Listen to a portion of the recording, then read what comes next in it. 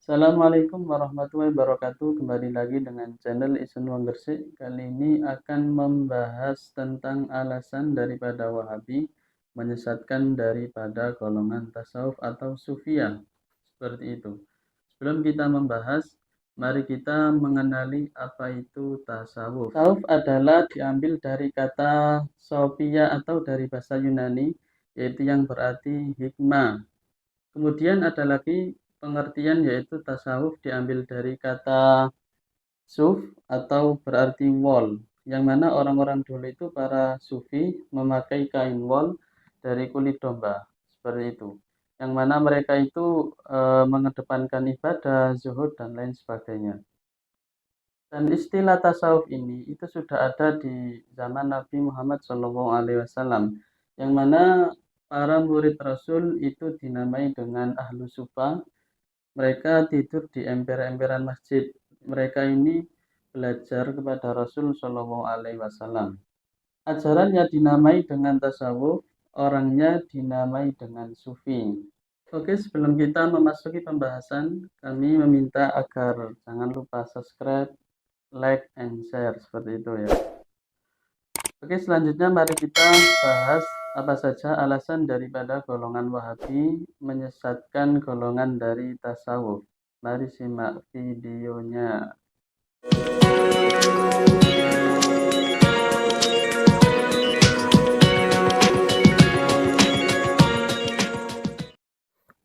Oke, bismillahirrahmanirrahim. Jadi pendapat daripada orang Wahabi menyesatkan daripada golongan tasawuf, yaitu mereka menganggap bahwasanya ajaran tasawuf itu menyimpang daripada Quran dan hadis. Yaitu yang pertama adalah mereka membatasi serta membangun ibadah-ibadah mereka atas dasar rasa cinta saja dan tidak mempedulikan rasa takut dan harap, ya, atau khauf dan roja. Sebagaimana dikatakan oleh sebagian mereka, yaitu saya beribadah kepada Allah bukan karena menginginkan surga, tidak pula karena takut kepada neraka. Itu alasan daripada Wahabi menyesatkan daripada golongan tasawuf. Oke, jika alasan daripada Wahabi seperti itu, maka itu bukan suatu kesalahan ya. Bukan suatu kesalahan karena apa? Karena perkataan seorang sufi tersebut itu menunjukkan keikhlasan yang tinggi, yang mana mereka ini beramal tidak tujuan untuk berharap imbalan. Seperti itu ya. Jadi mereka semata-mata hanya beribadah kepada Allah tanpa melihat imbalan surga atau takut neraka. Jadi mereka ini mengedepankan ikhlas yang sangat tinggi. Seperti itu. Terus apakah ini termasuk benar atau tidak? Ini adalah suatu amalan yang sangat dianjurkan karena di Al-Qur'an itu dijelaskan yauma la yanfa'u malun wala banuna illa man atawaha biqalbin salim, yaitu ketika besok di hari hisab, yang mana harta dan anak kita ini tidak berguna atau tidak bisa menolong kecuali ilaman atau wahabi kalbin salim, kecuali orang itu datang kepada Allah dengan membawa hati yang bersih atau ikhlaslah dalam beribadah. Seperti itu. Kemudian ada hadis Rasul juga mengatakan, yaitu la yadkhula ahadun minkumul jannata bi amalihi. Jadi dari salah satu dari kalian itu tidak akan masuk surga dengan amalnya. Terus para sahabat bertanya, qalu wala anta ya Rasul, apakah engkau juga seperti itu? Rasul menjawab, qala wala ana illa ayyataghammadani Allahu bi rahmatihi.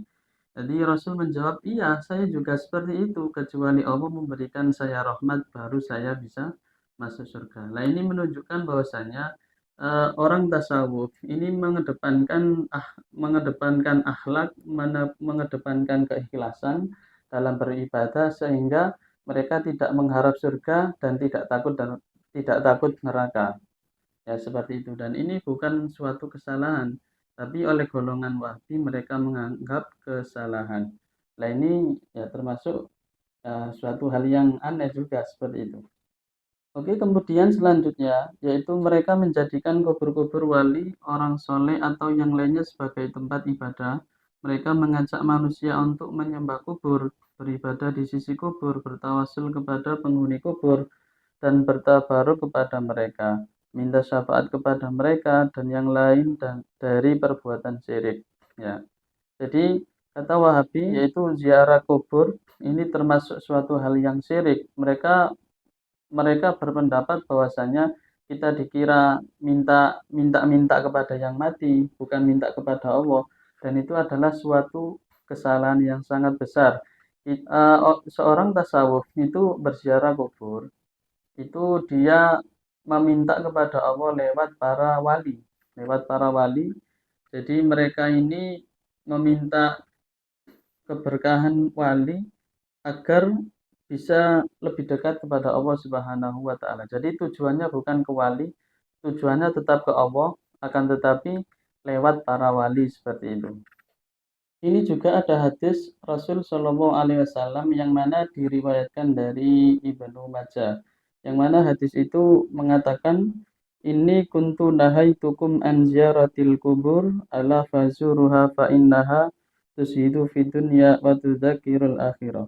Jadi Rasul mengatakan ini kuntu nahaitukum an ziyaratil kubur. Dulu memang Rasul pernah mengatakan saya mencegah ziarah kubur. Akan tetapi lambat laun Rasul mengatakan fazuruha, maka berziarahlah.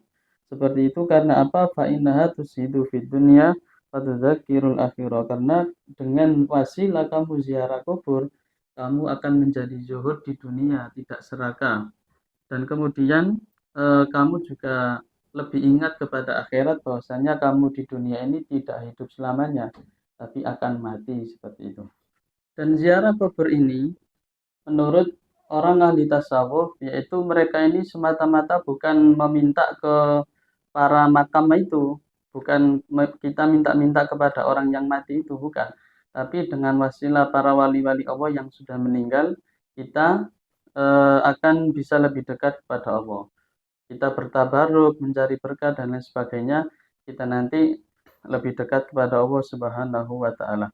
Ibaratnya gini, kita ini mau suatu ke tempat tujuan, yang mana kita ini jika kita jalan kaki sendiri, kita melakukan ibadah sendiri tanpa ada bantuan yang lain, otomatis kita akan lama. Ya.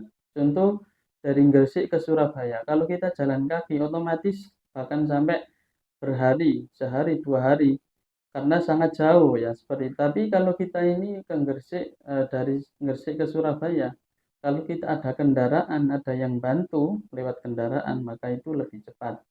Jadi 1 jam, setengah jam sudah sampai. Yaitu ibarat kita, kalau kita mendekatkan diri kepada Allah lewat ibadah sendiri tanpa ada bantuan dari orang-orang soleh, para wali, maka kita akan lama. Kita nyampe kepada Allah ini lama. Tapi dengan barokah para wali, maka kita akan lebih cepat untuk nyampe ke sana. Contoh lagi, kita ini membaca suatu tulisan. Kalau kita ini mata kita agak rabun, otomatis kita bacanya kesulitan. Seperti halnya saya sendiri. Kalau tak buka ini mata kacamatanya, saya bacanya sulit. Seperti itu. Tujuannya saya membaca.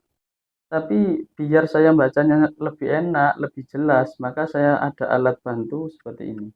Kita kasih kacamata. Kalau ditanya, saya ini sebenarnya melihat kacamata atau melihat tulisan? Ya, saya melihat tulisan. Tapi hakikatnya kan melihat kacamata dulu, baru lihat tulisannya seperti ini.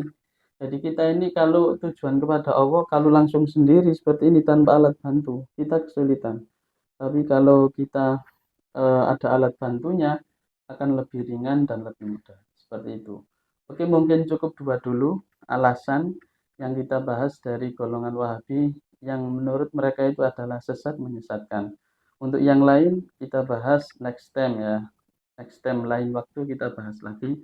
Oke, dan tolong jangan lupa subscribe, like, and share supaya channel ini bisa berkembang dengan baik. Ya, semoga bermanfaat. Akhirul kalam ihdinas siratal mustaqim. Wassalamualaikum warahmatullahi wabarakatuh.